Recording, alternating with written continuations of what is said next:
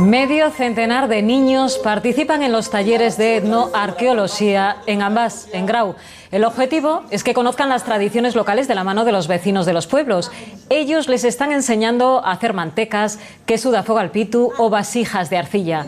Es la segunda edición de esta iniciativa impulsada por el músico y etnógrafo José Antón Ambás en colaboración con el grupo Yabor.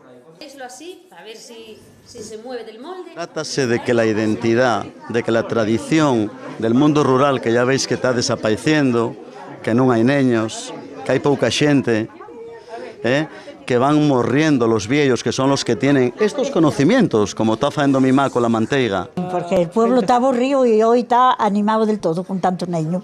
Buscan un poquitín de dónde viene el queso, que no piensen que viene del supermercado, que se compra en el lineal, ni tal, mejor dicho, en la tienda, pequeño comercio, tienda de proximidad.